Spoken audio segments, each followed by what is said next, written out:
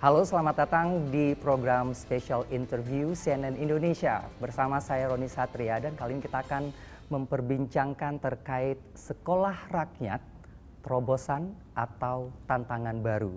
Dan kita melihat bahwa Kementerian Sosial memperkenalkan sekolah rakyat ini sebagai sebuah sekolah asrama gratis bagi anak-anak dari keluarga miskin. Dan ini bukanlah sekadar memberi akses, tetapi juga membentuk karakter dan juga daya saing.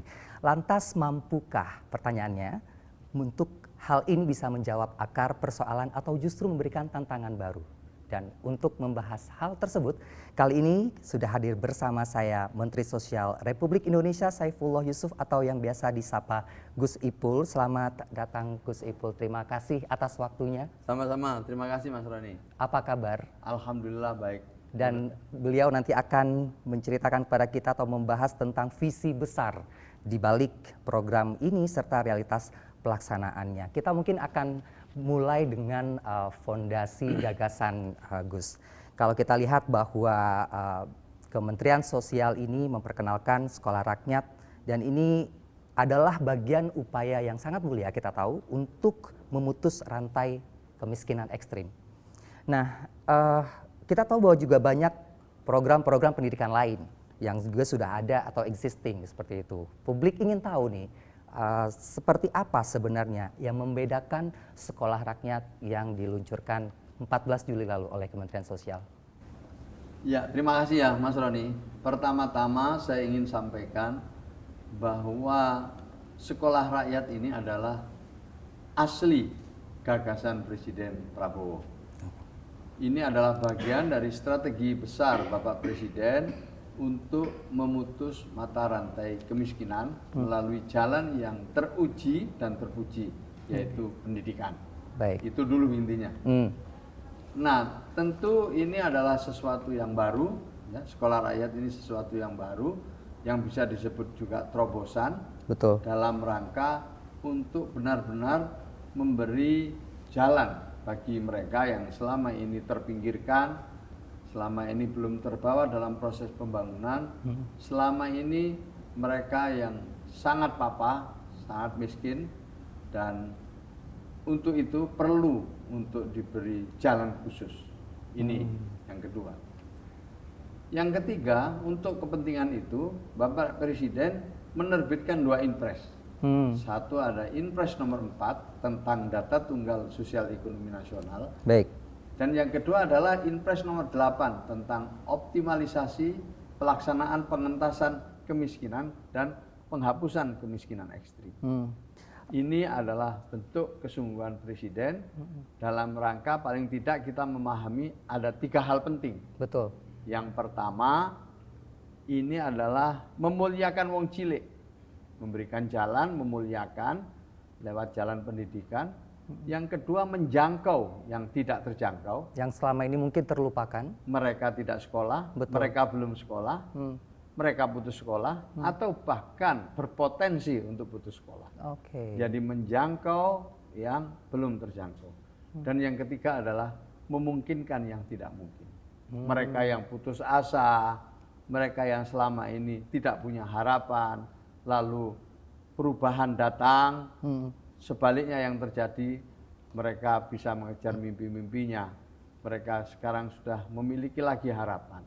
Inilah 3 hal untuk memahami gagasan dasar Presiden Prabowo itu. Gus Ipul, Anda tadi berulang menyebutkan terkait dengan data yang akurat, dan kalau kita lihat kan data BPS sendiri dan juga data Tunggal Sosial Ekonomi Nasional atau DTSN ini desil 1 dan 2 masyarakat miskin ekstrim masih belum tersentuh pendidikan berkualitas. Apakah ini memang yang menjadi indikasi utama mengapa Kementerian Sosial melakukan intervensi langsung dengan melakukan sekolah berbasis asrama ini? Ya, sekali lagi ya, memang ini adalah dalam rangka pengentasan kemiskinan berbasis data. Kita tidak mungkin melakukan program-program tanpa didukung satu data yang akurat. Maka perintah Presiden sejak kami semua dilantik, hendaknya semua kementerian lembaga yang ada untuk menyatukan data itu. Dan dikelola tunggal oleh BPS. Dikelola tunggal. Setelah kita tahu bahwa nanti target makro dari program ini itu apa, Gus Ipul sebenarnya? Ya, tentu yang makronya itu adalah bahwa kemiskinan itu bisa diatasi secara terukur. Jadi tidak hanya sekedar bantuan-bantuan instan, tapi mereka juga diajak untuk memiliki harapan secara terukur melalui pendidikan. Nah, basisnya adalah sekolah ini basis data, bukan tes akademik atau bukan hal-hal lain lah yang menjadi syarat seseorang bisa sekolah. Tapi utamanya di sini adalah mereka memang dari keluarga yang tidak mampu, kurang mampu, prasejahtera, atau dalam istilah statistiknya itu miskin ekstrim maupun miskin. Yang dalam data tunggal terbaru itu disebut berada di posisi desil 1. Desil 1. Itu desil 1 isinya adalah miskin ekstrim dan miskin. Ketika kita melihat bahwa ini sebuah akses yang terbuka yang diberikan oleh pemerintah, lantas apakah juga ini termasuk bagaimana nanti transformasi karakter dari anak bangsa itu sendiri? Maka itulah sekolah ini sekolah berasrama. Di mana dengan sekolah berasrama itu anak-anak kita diberi satu lingkungan yang berkualitas untuk mendukung proses belajar mengajar tanpa diganggu oleh kondisi-kondisi tertentu yang misalnya diajak oleh orang tuanya untuk mencari nafkah, ya kan? Atau diganggu oleh hal-hal lain.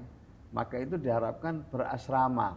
Dengan berasrama ini mereka bisa lebih fokus untuk bersekolah dan mereka akan bisa selama 24 jam itu mendapatkan pendidikan bimbingan secara langsung oleh guru-guru yang terlatih. 63 titik pertama dibuka untuk hampir 10.000 siswa dan anggaran 1,19 triliun di 14 Juli 2025. Apa parameter keberhasilan yang Gus Ipul tetapkan di fase awal? Ya, tentu ini perlu proses ya. Pertama-tama saya koreksi sedikit, bukan 63 titik, tapi 100 titik. 100 titik, 1 triliun lebih itu dengan alokasi peserta didik kira-kira hampir 10.000. Tepatnya 9.700 lebih lah gitu ya. Lalu juga ada 1.500 lebih guru, ada 2.000 lebih tenaga kependidikan. Nah, ini 100 titik. Nah, sekarang kita sedang berusaha untuk menuju ke 105 titik berikutnya dan menuju ke 200 titik pada tahun ini pula. Nah, ini yang lagi kita perjuangkan ya, untuk supaya memberikan kesempatan lebih banyak lagi kepada anak-anak yang memerlukan pendidikan dengan lingkungan yang berkualitas. Perjuangan baru saja dimulai dan ini masih perjuangan yang panjang. Dan tapi kita tahan dulu karena kita akan. Tapi saya boleh nambah sedikit sebelum boleh sedikit. Jadi ini baru sekolah rakyat rintisan. Karena masih menggunakan gedung yang sifatnya sementara, milik kementerian, lembaga atau pemerintah daerah. Nanti berikutnya akan dibangun 100 sekolah permanen oleh pemerintah. Dalam hari ini langsung sesuai arahan Bapak Presiden. Nah, selebihnya nanti kita mengundang swasta. Siapa tahu ada yang ingin berpartisipasi. Baik, saya harus tahan Gus Ipul sampai di sana. Kita akan kembali setelah yang satu ini.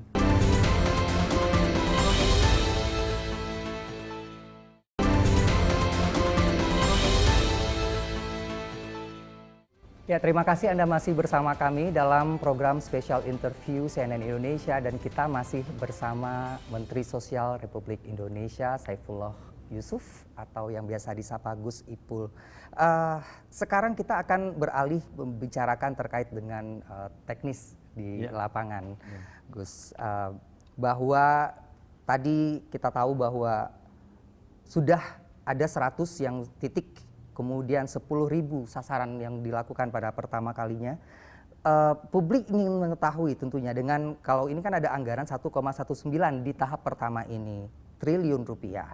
Seperti apa untuk menunjukkan keseriusan dalam hal akuntabilitas, karena kalau kita lihat tentunya masyarakat ingin melihat bagaimana cara memastikan untuk kepercayaan itu tumbuh seiring dengan jalannya program ini juga nantinya.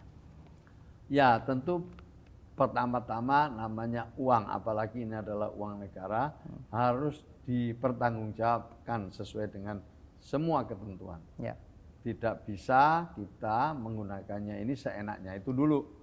Jadi kalau toh keluar angka segitu besar, karena kita sudah melakukan perencanaan dengan Bappenas dan kemudian dibicarakan dengan Kementerian Keuangan, mendapatkan persetujuan DPR, barulah uang itu bisa kita mulai realisasikan secara bertahap. Itu dulu. Jadi uang pasti bisa dipertanggungjawabkan. Tapi apa yang tertera di dalam perencanaan itu adalah menyangkut semua gaji guru, ya, semua kebutuhan siswa selama mengikuti proses belajar, mulai dari permakanan, alat-alat sekolah, seragam dan lain sebagainya, termasuk laptop. Jadi itu semua adalah diberikan secara cuma-cuma kepada siswa sekolah rakyat. Gus Ipul menyebut berulang kali terkait guru. Nah, kita kan juga tidak bisa menafikan bahwa guru ini juga menjadi bagian penting dalam sebuah proses bagaimana sekolah rakyat ini akan berjalan ke depannya. Tentunya guru menjadi kunci sebuah kualitas, kita tahu itu. Insentif yang diberikan untuk mereka yang bertugas penuh 24 jam karena dalam konteks asrama berbeda dengan sekolah biasa pastinya. Dan bagaimana pola ini bisa menjawab tantangannya? Karena tentu juga dalam eksekusi di lapangan akan ada mungkin rotasi atau mungkin kejenuhan yang mereka selalu setiap hari dalam waktu yang cukup lama. Seperti apa yang diberikan dari Kementerian Sosial sendiri? Jadi pertama-tama kami ini tidak kerja sendiri, itu dulu. Di kiri kanan ini banyak kementerian, lembaga, ya, kemudian pemerintah daerah bergabung sesuai dengan Inpres nomor 8 tadi. Jadi ada Dikdasmes yang menjadi ketua Satgas Rekrutmen Guru dan Kurikulum. Ada Pan-RB yang menyiapkan regulasi dan juga status guru bersama BKN. Lalu ada Kementerian PU yang menentukan layak tidak layaknya sarana prasarana, kemudian juga bertanggung jawab atas renovasi dan pembangunan sekolah rakyat permanen. Jadi banyak sekali yang terlibat sehingga yang berat itu menjadi bisa digotong bareng-bareng. Digotong bareng-bareng. Nah, ini menarik bahwa satu kebijakan yang komprehensif juga didukung bersama lintas institusi. Termasuk untuk menyiapkan kurikulum juga didukung oleh misalnya Kementerian Tenaga Kerja. Siapa tahu kita butuh kurikulum yang sesuai dengan pasar kerja misalnya. Atau juga dengan Kementerian Pemberdayaan Perempuan dalam rangka perlindungan anak dengan KPAI. Jadi banyak sekali yang terlibat di sini. Jadi semuanya bekerja untuk menerjemahkan gagasan Presiden. Di samping itu saya didampingi oleh tim ahli yang dipimpin oleh Profesor Dr. Insinyur Muhammad Nuh DEA, mantan Mendikbud, yang beliau memang ahli di dunia pendidikan. Gus Ipul sempat mendatangi beberapa sekolah rakyat di Surabaya. Kalau saya lihat dari sosial media Anda, kita juga mendengar ada sejumlah kendala yang juga tidak bisa kita menutup mata untuk itu, bahwa seperti misalkan listrik putus, kemudian sanitasi minim, adaptasi siswa yang juga kalau selama ini mungkin terbiasa di rumah bersama keluarga, tetapi harus di asrama 24 jam, bahkan berminggu-minggu dan berbulan-bulan. Bagaimana membaca situasi transisi ini untuk nantinya, dan bagaimana juga untuk apakah ada perlu desain revisi yang seperti apa? Pertama perlu saya sampaikan bahwa semua memang perlu orientasi.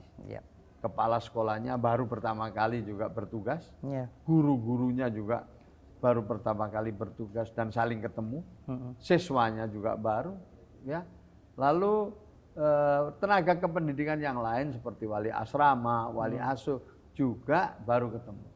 Maka itu di tahap-tahap awal ini adalah saling mengenal dan mencoba untuk melakukan diskusi tentang berbagai hal yang ditemukan di lapangan untuk dicarikan solusi.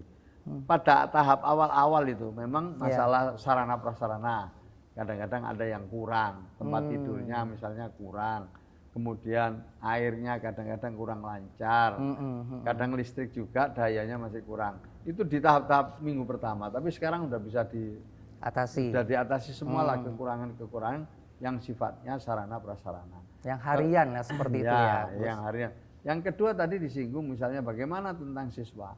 siswa kita ini memang ya macam-macam latar belakangnya.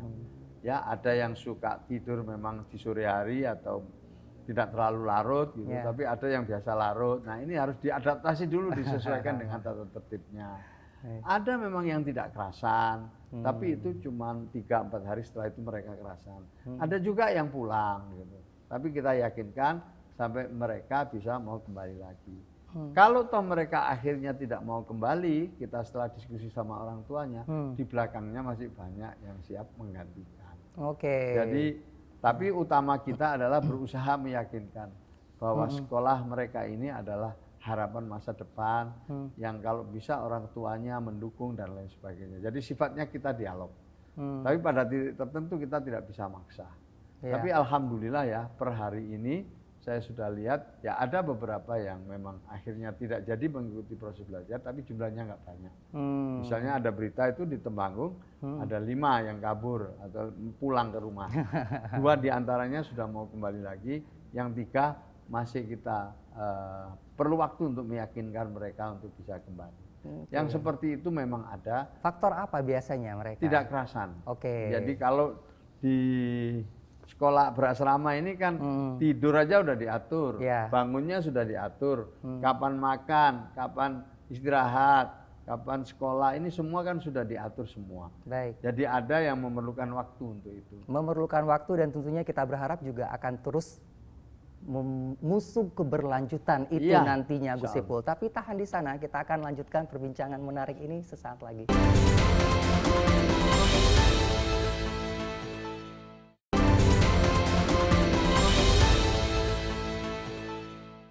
Ya, terima kasih masih bersama kami di spesial program interview bersama dengan Menteri Sosial Republik Indonesia, Gus Ipul. Kita akan lanjutkan perbincangan. Kalau kali ini kita akan mengarah ke keberlanjutan. Tadi Anda sudah berulang kali menyebutkan bagaimana proses transisi ini, orientasi, dan kunci dari semua ini adalah bagaimana siswa ini mendapatkan manfaat paling maksimal tentunya, ya kan. Kalau tadi dari cerita-cerita cukup menarik karena sempat Gus Ipul mendatangi sejumlah sekolah dan cerita-cerita itu yang tentunya akan memberikan inspirasi tentunya bagaimana Kementerian Sosial untuk jadi memang kita ya penuh haru ya kalau ketemu mereka itu, apalagi kalau kita bisa bicara dari hati ke hati. Itu ya kita penuh haru ketemu gimana. Ada beberapa hal yang kita ingin tanamkan dari awal ya kepada anak-anak kita ini, bahwa mereka harus bangga kepada orang tuanya. Apapun kondisi orang tuanya. Dan tidak perlu malu-malu untuk menceritakan kondisi orang tuanya. Orang tuanya yang mungkin buruh serabutan, buruh tani, dengan gaji yang mungkin di bawah 1 juta setiap bulannya dengan tanggungan keluarga 4 sampai 5. Ya, jadi upaya-upaya orang tuanya untuk bekerja ya dengan penghasilan yang minim itu harus memacu mereka bahwa mereka bangga sama orang tuanya. Orang tua telah menunjukkan bagaimana orang tua berjuang kepada anak-anaknya. Ini kita tanamkan dari awal. Jadi selalu kita tanya gimana keadaan bapakmu, keadaan ibu keluargamu gimana. Mereka cerita dan biasanya mereka terharu ketika cerita itu. Saya sampaikan, kalau sekarang misalnya ada ayah ibumu di depanmu sekarang, apa yang kamu ingin sampaikan? Wah. Mereka itu kemudian terharu gitu, meneteskan air mata dulu. Terus dia bilang, saya ingin membanggakan orang tua kami. Mungkin saya harus belajar yang keras supaya nanti orang tua saya bahagia dan saya bisa membahagiakan orang tua. Itu yang muncul, bangga. Betul. Lalu mereka kita ajak mulai awal dengan menguatkan disiplin mereka. Ya, ada yang mungkin biasa mau tidur itu dengan main gadget dulu. Ya kan kalau nggak main gadget nggak bisa tidur. Itu kan ini kan kebiasaan-kebiasaan yang harus dirubah ketika berada di sekolah rakyat. Ya, ada yang biasa begadang, ada yang biasa bermain di luar rumah segala macam.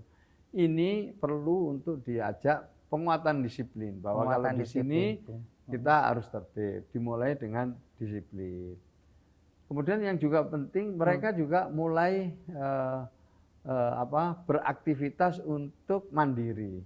Bagaimana mulai dari membersihkan tempat tidur, membersihkan toilet, membersihkan sekitarnya. Jadi mencuci mereka pakaian harus sendiri mencuci juga, pakaian sendiri untuk bisa mandiri. Dari situ dalam masa pengenalan pertama ini mulai ditekankan ya, sehingga mereka ini kalau ingin berubah harus memulai dari tempat tidurnya dulu. Ya. Ketika dia bisa bersih-bersih tempat tidurnya, Ya. bersih-bersih lingkungannya, insya Allah juga dia akan terus bisa biasa hidup bersih dimanapun. Di samping orang masih juga, kita tidak bisa menafikan bahwa masih banyak juga yang meragukan akan kesuksesannya nanti, tetapi juga banyak usulan lokasi dari Pemda nih yang juga menunjukkan arah lebih positif untuk bagaimana keterlibatan mereka ini betul-betul juga bisa menjadi penggerak kualitas implementasi di lapangan. Seperti apa melihat? Pemerintah daerah ini sangat terlibat sejak awal. Yang mengusulkan tempat segala macam itu kan kepala daerah. Oke. Kalau sudah dinyatakan layak, baru kemudian nanti akan ditindaklanjuti. Kemudian yang berikutnya, semua yang bisa sekolah di situ, itu pada akhirnya harus ditandatangani oleh kepala daerah. Ya. Baru kemudian kami tetapkan mereka benar-benar menjadi siswa sekolah rakyat. Ya. Jadi keterlibatan kepala sekolah di dalam pemerintah daerah di dalam sekolah rakyat itu sangat jelas. Dia bisa jadi pengawas, dia juga bisa jadi orang yang membina sekolah tersebut, khususnya di daerah para kepala daerah tersebut. Jadi mereka terlibat karena tanah nanti pada akhirnya ketika akan dibangun sekolah rakyat permanen adalah merupakan tanah milik pemerintah daerah. Jadi ini adalah kolaborasi, ini adalah kerja bersama dengan penanggung jawab operasional adalah Kementerian Sosial. Tanpa kita denial bahwa juga tetap ada mereka yang mengatakan bahwa ini terlalu ambisius misalkan, belum cukup matang misalkan. Ya. Tetapi apa yang Gus Ipul bisa jawab keraguan mereka? Seperti apa untuk membuktikan kepada mereka yang masih bertanya-tanya seperti apa sih gitu? Ya kalau mungkin saya yang ngerjakan sendiri bolehlah untuk ragu. Ya, tapi di sekitar saya ini ada orang-orang ahli pendidikan. Mereka bekerja keras dan yakin bahwa ini adalah kerja berkelanjutan, kerja jangka panjang yang bisa mengangkat anak-anak kita ini yang akan menjadi generasi-generasi memberikan perubahan gitu. Iya, akan menjadi agen perubahan untuk keluarganya, untuk lingkungannya. Dan kita harus mulai dan tentu tidak bisa dinilai hari ini. Oh ya. Nanti akan kita lihat ya tahun depan. Misalnya sekarang ini kita mulai anak-anak ini dengan pemeriksaan kesehatan lengkap. Jadi kita sudah punya medical recordnya anak-anak ini ya. Rata-rata apa misalnya yang keluhan-keluhan apa atau tinggi badannya berapa, berat badannya berapa yang sifatnya fisik. Nanti setahun yang akan datang bagaimana dengan pertumbuhan anak itu akan bisa kita, karena kita punya baseline-nya di situ. Nah, nanti setiap tahun akan bisa kita ketahui. Dan dengan teknologi yang diciptakan oleh Pak Ari Ginanjar itu, kita juga melakukan apa yang disebut dengan DNA talent. DNA talent. Ya, di mana anak-anak mengisi 99 pertanyaan, kira-kira 1/4 jam, sudah diketahui lah anak ini ke depan baiknya jadi apa, memilih profesi apa. Itu juga saya sempat perhatikan di sosial media, mereka juga belajar digital, hal-hal yang sifatnya sangat kini gitu, untuk bisa mengetahui mereka siap future ready gitu untuk masa depan dan juga menyongsong perubahan yang dimaksud seperti itu. Makanya semua ini nanti ini memang proses belajar mengajarnya ini menggunakan teknologi lah. Teknologi. Ya, proses belajar mengajar digital. Baik. Jadi nanti papan tulisnya juga papan tulis digital, anak-anaknya juga menggunakan laptop gitu. Guru-gurunya juga memegang laptop dan lalu mereka bisa berinteraksi lewat dunia maya. Betul, ya itu semua dilakukan sejak awal di sekolah rakyat ini. Ya, jadi mereka nanti ikut LMS, Learning Management System, ya, yang dengan menggunakan sentuhan-sentuhan aja mereka bisa berinteraksi, ya, dengan guru maupun dengan teman-temannya yang lain gitu. Jadi ini sudah kita biasakan dari awal karena mereka eranya ini era digital. Dan anak-anak kita ini tentu harus memahami dengan baik ya apa itu literasi digital dan lain sebagainya.